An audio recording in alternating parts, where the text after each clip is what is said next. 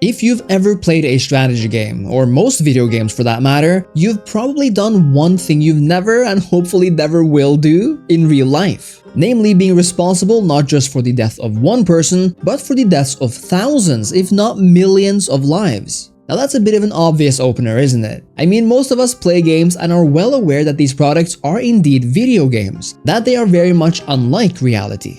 We can separate fact from pixels, and no matter how good the graphics get, understand that even though it might look nasty on the screen, nothing physically bad is actually happening to anyone. Strategy games in particular hold a unique position in the world of video games, as did and still do their board game equivalents. We're not just in control of a person or a group of people, but we assume the role of nations, of empires, and sometimes even as generals themselves. Not just responsible for taxation and cultural policies, but for the occasional enslavement and extermination of whole other groups of people. It sounds horrible because in real life it would be, but we are after all just talking about pixels here. Decisions that in theory have no effect on reality, and which at least ideally are no more morally or ethically wrong than looking out the window. But of course, many strategy games are fully or partially based on our own histories, realities, or even futures. And with that comes a whole lot of baggage and exciting philosophical questions, and some can even tell us much about our own contemporary time, or where our games take their inspiration from. Paradox Development Studios and Creative Assembly, two of the most influential strategy game developers in the world, quite literally make their own versions of history. Often they cover the same time periods, but they do so in different ways, which also sets them apart for the purposes of this discourse. Because what I'm looking for is an answer to the question, how do Paradox and Total War games represent history differently, and why? And the answer, I believe, lies at the intersection between the historical mindset and the superimposition of fun. But what does this even mean? I've always been interested in how strategy games especially can be so fun to play, while at the same time make me relate to something I'd never want anything to do with in my own life. The clearest example of this is Hearts of Iron 4, where playing as Nazi Germany is fun, mainly because of the gameplay styles and alternate history paths, but also because the most horrid aspects of the war, namely the civilian parts, have been left out. Of course, saying it's fun to play as either the Nazis or the Soviets is quite the remarkable thing to just tell someone, exactly because you'd never suggest anything related to the actions of those dictatorships were close to being positive. Alternatively, we have the Crusades and the Jihads of the Crusader King series, the very name of the game itself. This would be the equivalent of naming Hearts of Iron 4 Nazi war generals or something, even though we can recognize that times were different, situations were different, goals were different, and nuances were different. And of course, in Imperator Rome, burning down villages and crucifying other people's nobility isn't exactly nice, but they are options that do reflect the actions of the times. The example stands, however. It's fun to go on the offensive in video games. It's sometimes fun to be the bad guy. But those examples are likely easy to understand by fellow gamers who in many ways act bad to a certain extent in whatever it is they play, because games are almost always like that inherently. While at the same time, they're not exactly what I'm talking about either. So let's use a better example, one that captures the nuances of this discourse. Let's take two of Creative Assembly's most famous games, Medieval 2 Total War and Empire Total War. Medieval 2 in its heyday was a fantastic strategy game, and for many purposes, it arguably remains one of the best. But let's go deeper. The year is 1080, an age long before that of nation-states, and yet we have a nation called Spain, when Spain wouldn't take shape for another 400 years. The Holy Roman Empire is one centralized empire, and just like in Iberia, we have two factions called Egypt and Turkey. History itself is turning in its grave here. But what do we do in this game? Well, we attack other factions, defend ourselves from the same, raise cities and armies, go on the occasional crusade or jihad, and experience a historical event now and then for some added historical flavor. But guess what? Apart from the Crusades and the inclusion of the diplomatic princess agent, Medieval 2 is almost identical to its predecessor, Rome, in virtually every way that matters. For all intents and purposes, we are playing the exact same game, albeit with a few cosmetic and flavor changes. Then we have Empire Total War, a game taking place during the age of imperialism. This is essentially an age of mass genocide, although as you might be aware, genocide wasn't really a term yet. That's a word coined during World War II in 1944, referring to the atrocities committed by the Axis powers. But in Empire, genocide is functionally all around us. At least it's supposed to be. This is the age of unchecked imperial power, of Europeans who conquered the world, fought each other for more, and ended up leaving their own countries in ruin. So in an age where so much happened, where so many innovations and atrocities were made, how does Total War represent this to us? Well, it kinda doesn't. Just like in Medieval 2 and Rome before it, we raise buildings and armies, conquer our enemies, and defend ourselves, and even though we now have technologies to research, which represents the innovations of the age, not much is intact. Now, we're even left without any real historical events and decisions, despite them arguably being needed more than ever. Sure, we do have populations and they do get happy or sad over time, which affects how many rebels you need to crush, but that's it. There's no true societal complexity to rebels other than fighting them like any regular other army, and that they might turn into a revolution, which basically is just a tag with few other consequences. Now don't get me wrong, I am a big fan of the Total War games, but I can't deny that the series focuses on something specific while leaving something equally specific behind. It's partially in the name, isn't it? Total War. Total War may take place during historical time periods, well at least partially, but it doesn't really try to emulate them. The games rarely try to make you feel like you're in the olden days, not really. Sure, they toss a beautiful coat of paint on the unit models, make new maps that fit the time period, and rearrange the music to sound different. But you know what all of that makes, right? Total War is a vibe. It's the same car with a new coat of paint. It's multi-purpose and fits many different situations because it's able to turn on a dime and become something that feels different but which really isn't. Total War isn't really trying to put us into the mindset of our forebears and to experience the dilemmas and questions they did. Total War is a Hollywood epic, a movie that looks and sounds amazing but where characters speak like we do and where the topic might be relevant for us today, at least close enough that we may understand it. Let's say they call it Spain instead of Leon, Castile or Aragon.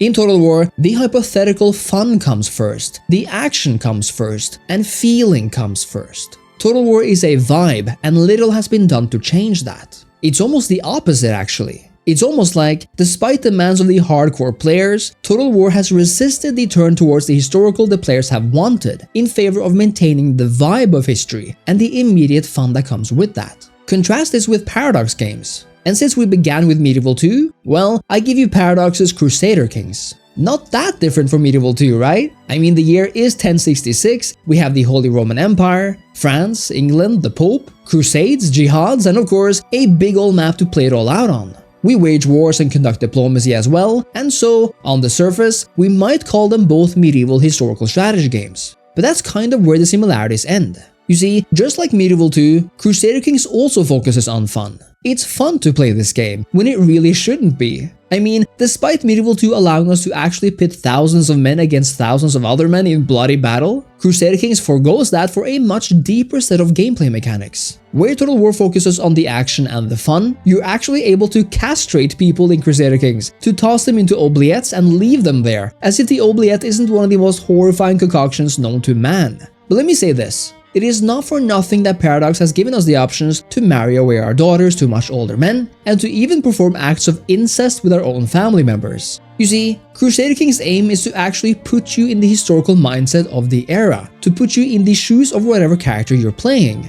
Despite needing the game to actually be fun and addicting, Crusader Kings includes so many options that mimic what people of that era actually dealt with. Diseases, religious sects, mad kings and dukes, internal wars in one's own kingdom, royalty not giving a damn about sexual exploits when it was forbidden to the common man, daughters not having any say about their own future, people getting maimed in battle, and of course, random events that can completely derail any campaign on the spot. You look at a thing like castration, executions, and marrying your all-too-close family, and it's likely something you could never actually imagine doing. But CK briefly puts you into that time period, into the mindset of an ambitious ruler. You see everyone else doing it, because everyone else are also ambitious. It's a matter of survival at this point, and so you begin to scheme your way through life, using methods you never knew existed, never caring about the well-being of others when your own life is at stake. No other medieval strategy game goes as deep as Crusader Kings in depicting the era the way it does. And yet, no other medieval strategy game is as devoid of instant satisfaction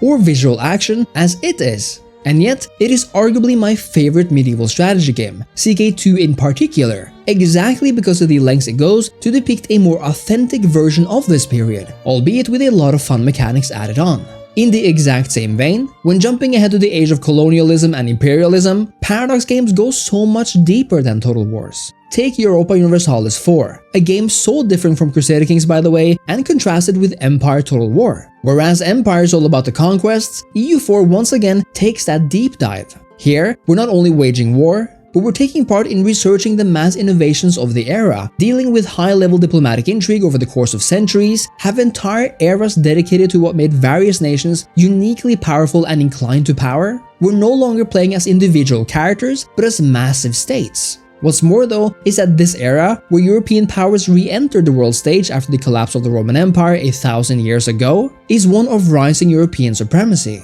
Now, history as it happened cannot be biased. What happened happened, and we can firmly state that at one point in history, European powers gained an upper hand, for various reasons in terms of technological progress, which essentially made them masters of the world, with only a fraction of the population. So how does EU4 handle this? Well, EU4 says fuck it, and tries its best to emulate history by giving the Europeans an upper hand in terms of technology, mainly by dictating where and how new institutions appear in the early to mid-game. Of course, much can go wrong before that. You can play as the Ottoman Empire and ravage Europe before it even gets a chance to take off. You can play as the Chinese and really feel how it is to play an empire from the get-go. But the general trend is that the Europeans, at a certain point in time, will come to dominate the nations of America, Africa, and Asia. Again, it's not a given, but a skilled player will absolutely feel this. Here, colonization becomes an important name of the game. Actual colonization, by the way, where land is literally unclaimed, not yet made into states, and are there for the taking of powers with colonial mindsets, European or not, or as the game would call them, ideas. There's even a slavery mechanic here, which you can abolish later on, but again, you can actually use slaves as a trade resource in this game, which is not something I think of as quote-unquote nice, but it is something that happened in history, which also happens in the game.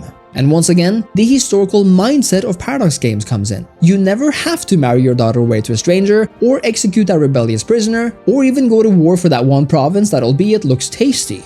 You don't have to wage that war of succession, or colonize an entire continent's worth of people and wealth. And you never have to become a globe-spanning empire built on the backs of soldiers and slaves. But, we forget that these are entirely different ages, led by entirely different people. You're not some nerd sitting at your computer, experiencing a power trip while chugging Red Bull and dipping cookies in age-old milk. No, you are the leader of a nation.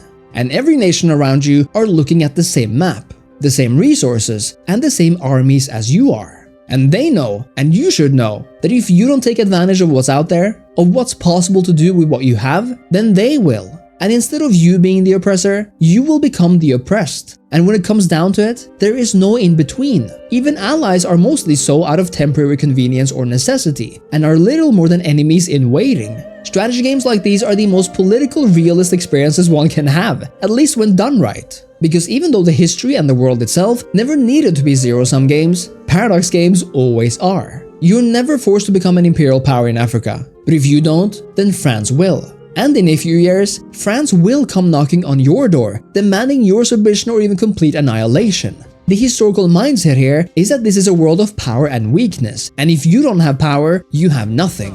And in this way, even though Paradox games go much deeper in allowing us to simulate the horrors of the past, they can also be exciting teachers and give us much better insight into the historical realities of the past. We do have another aspect of this though, and it's one I would say is equally as interesting. Remember how I said that the European powers were undeniably more powerful at a certain stage, and that history as it happened could not be biased? Well, I stand by that. But we can hold that as truth, while at the same time recognize that Paradox and Creative Assembly, in this example the actual writers of history, can be biased. This, I believe, begs the question of Eurocentrism. Are Paradox and Total War games, or most strategy games for that matter, Eurocentrist? The answer is, almost undeniably, yes. Of course they are. But this Eurocentrism is not necessarily a bad thing. Actually, it's more of a question of definition than anything else. European game makers make games about European countries and histories, and so they are European-focused or Eurocentric. What a shock. Just like with anyone anywhere, people flock to what they know and find interesting. And it's no wonder that European game developers, just like European gamers and consumers on average, gravitate towards the histories they know rather than the ones they don't. Exceptions might be the civilization games and the relatively new humankind, which goes to great lengths to at least represent cultures from all over the world, albeit wildly ahistorically and basically worthless in terms of historical realities and mindsets. Of course, it's more than just about the making of said games. It's also about their focus. These are games often mostly about centering Europe in a certain period of history. Thus, you will naturally end up with a bigger focus and attention to detail put on Europe, and in ages where it's more fun to be Europeans than not. Have you ever thought about how very few European games depict a large map of the Middle East first, and then Europe over in the borderlands during the times of the Persian Empire or the old Egyptian kingdom? Well, in a game like that, Europe would be the backwards continent, while Mesopotamia and the Nile had all the civilization.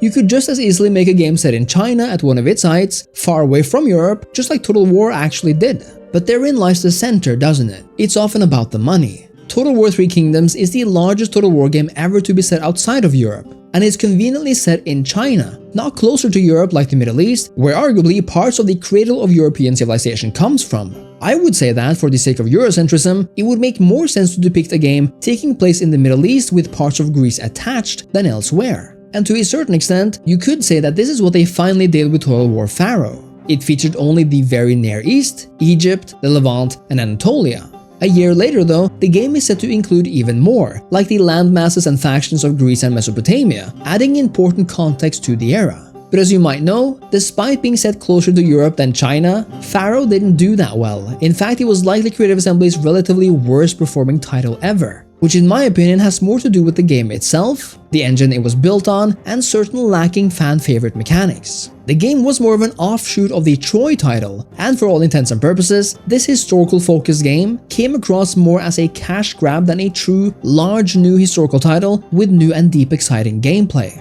And to be sure, this is the fault of CA management, not the developers, who did their best to make a game that despite everything is actually pretty good.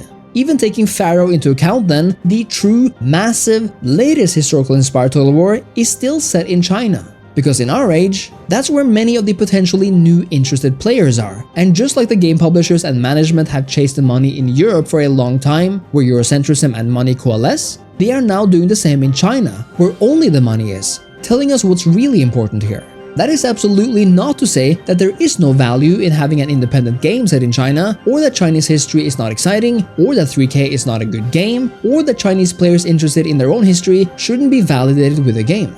But I am saying that for many Total War players, who I assume are likely to be more familiar with ancient Egypt or Persian history, or the Bronze Age itself for that matter, than with Chinese, it's kind of an odd choice, had it not been for the Chinese market, to not fully and clearly focus on Pharaoh with CA's main studio to make it its best and biggest title yet. I mean, there must be a reason why there's no African or purely South American focused Total War games, right? We've had Total War set in Japan during the times of the samurai, sure, but Japan holds a much bigger place in Western popular culture than China does. So at least that makes profitable sense in a way. That's all to say I still think we're lacking a Total War that truly takes the Middle East into consideration in a deep way in several eras, even though Pharaoh arguably does a good job and will come to do an even better job with its update, at least in terms of the Bronze Age. Nevertheless, taking the money aspect out of it, something has indeed happened to the Eurocentric approach to these games in the past few years, and it's only been for the better. Take a look at Crusader Kings 2. This is a map of mostly Europe and the Near East, and at a later stage, even India. In the beginning, one could actually only play as Christians, a feature which was expanded much more later on, and where one now can play as anyone on the map, with fleshed out religions and cultures everywhere. But let's jump 9 years ahead, to Crusader Kings 3. This is an entirely different map. Not only does it cover just as much horizontally, but look at how much better Africa has been represented.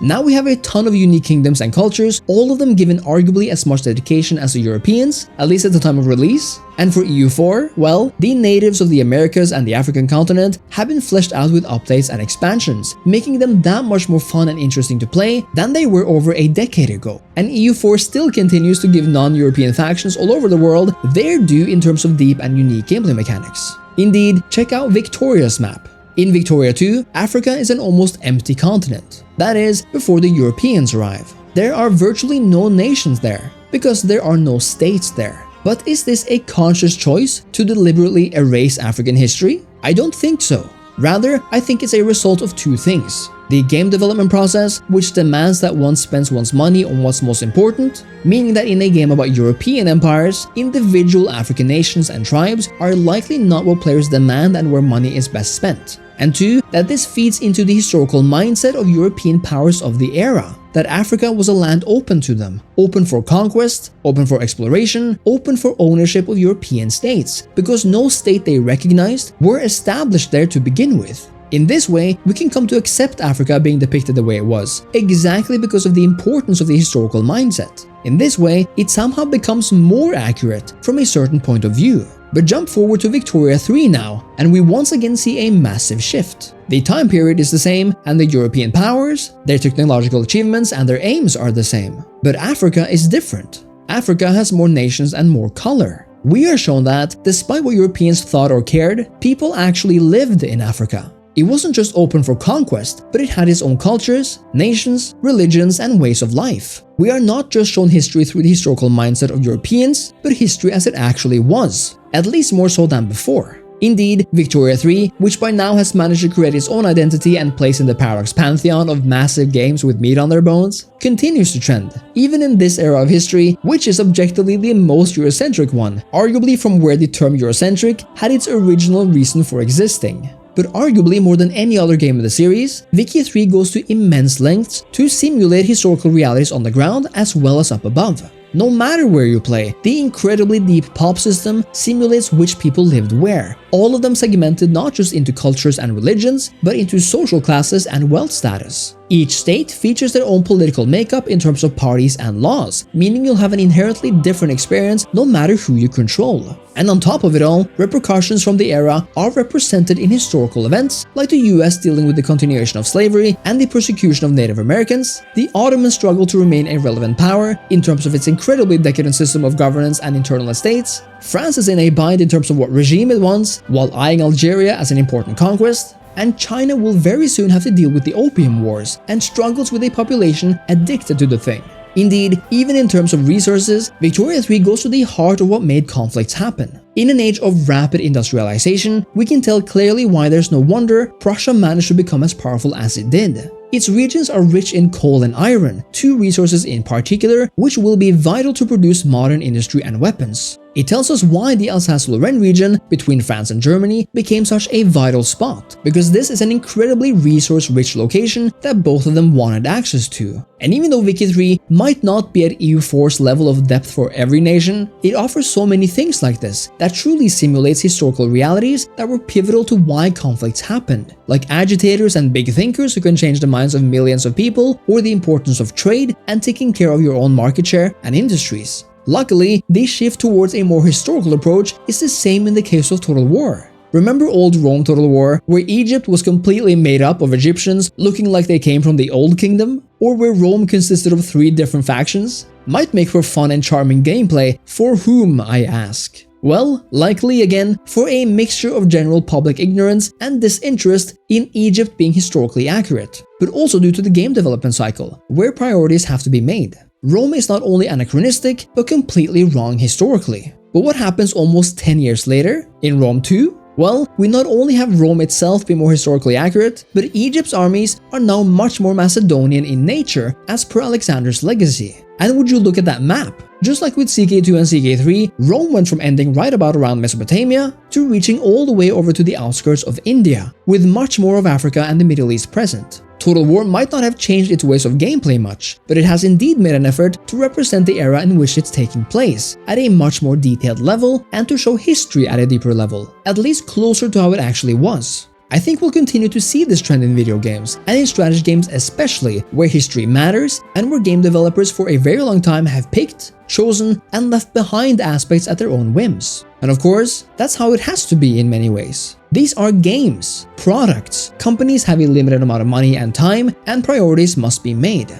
But if one chooses to include an entire continent, then perhaps attention should be paid to that continent. And if one deals with history, then perhaps history is something to be cherished and explored, and not simplified or misrepresented. Of course, in terms of the old games like Victoria 2, I think there is some value to the misrepresentation, because I think it actually shows us how European powers thought. Power over anything. and that Africa was indeed a wide open land, or further, that game developers had to make priorities and found that including certain aspects weren't as important to themselves or to the players of the time. But I think there is even more value to Victoria 3's approach, because thanks to Paradox's bigger budgets and more attention to non-European nations, offers just as much of a historical mindset as the former, but also now allows us to more interestingly explore nations both in and outside of Europe as well, and will probably continue to expand on this capability even further with time. Indeed, we see the same trend with Paradox's Project Caesar, totally not EU5, where the game already now seems to take clear inspiration from games like Imperator Rome and Victoria, in terms of populations and a meticulous approach to historical simulation. Games are made for a variety of reasons, and I think their value corresponds to these. Paradox games do offer fun, tons of it in fact, but more than that, a chance to more reliably experience the times as they were from the view of the power makers and the power plays. For Total War, I think the emphasis is much more on the fun, on the imperialist and expansionist goal of ever more power for the sake of power itself, even though it attempts to give a flash overview of history without really going into its depth. But what do you think? Which approach to history is the most fun? That of Paradox or Total War? And is there more value in one over the other? And should our games focus on different parts and ages of the world, or is the prevailing European focus just fine, as long as we flesh out the cultures and nations that are naturally included in these games? Thank you so much for watching. I love history and I love history games, and I think questions like these are interesting to think about, even though I might have rambled off at some point. If you enjoyed the video, I really hope you leave a like, a comment, sub to the channel, and consider supporting me on Patreon. Thanks again, and I'll see you next time. Cheers!